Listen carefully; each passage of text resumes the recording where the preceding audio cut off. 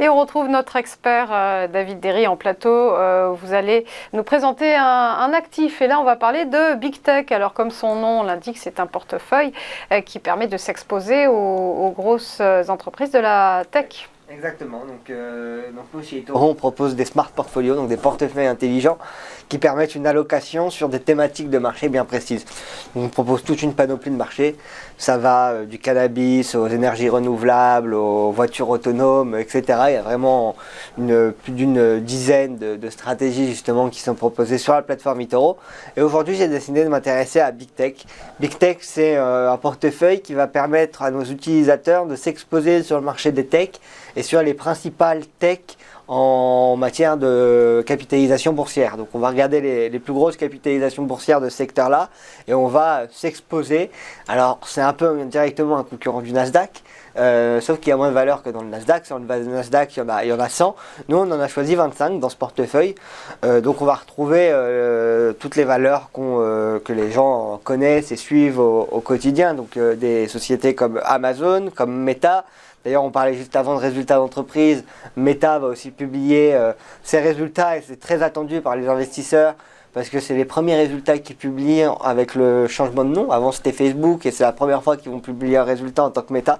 Donc, c'est très attendu pour voir quel a été l'impact du métaverse. Nous, ce qu'on peut dire, c'est que chez eToro, Meta, c'était au trimestre dernier, c'était le 19e stock. Enfin, la 19e action la plus détenue par les utilisateurs d'eToro, elle est passée de 19e à 5e avec ce changement de nom. Donc on voit quand même que ça a eu un effet assez positif, en tout cas nous du côté investisseur, et on voit que le métaverse crée un véritable engouement.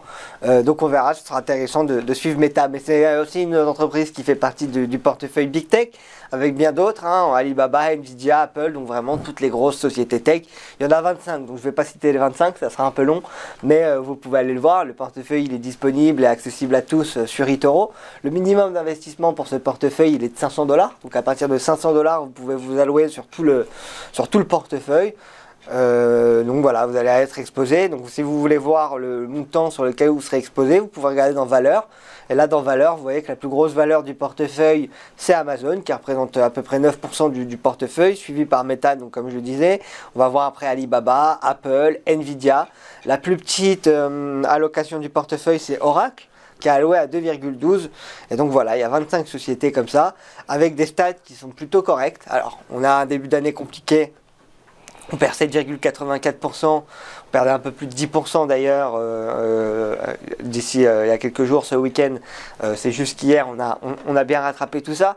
Mais c'est un portefeuille, si on regarde sur le long terme, qui a plutôt bien réalisé un track record plutôt positif. Parce qu'en 2021, on faisait 23,80%. En 2020, on réalisait 45% de hausse. 2019, 44%. Etc., etc. Donc on voit que depuis que le portefeuille il a été pensé par nos équipes, il n'a pas connu depuis 2014 une année négative. La pire année ça a été en 2018 où les marchés étaient quand même assez compliqués. On avait eu on était presque à l'équilibre sur son portefeuille. Donc on voit que les valeurs tech surperforment. C'est pour ça qu'aussi elles sont autant privilégiées par les investisseurs particuliers.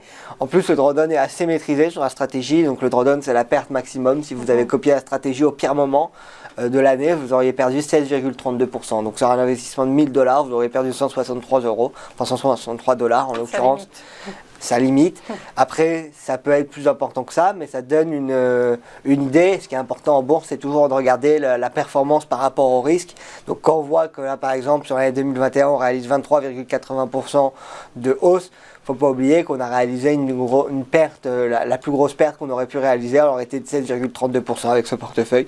Et donc comme ça, on a son rendement risque, on a son ratio rendement risque qui pourrait être intéressant. Et donc on a 3516 investisseurs qui copient déjà cette stratégie. Elle est ouverte à l'investissement à partir de $500 et tout le monde peut aller la voir, même sans investir. Elle est ouverte, la page est ouverte aux personnes qui seraient intéressées.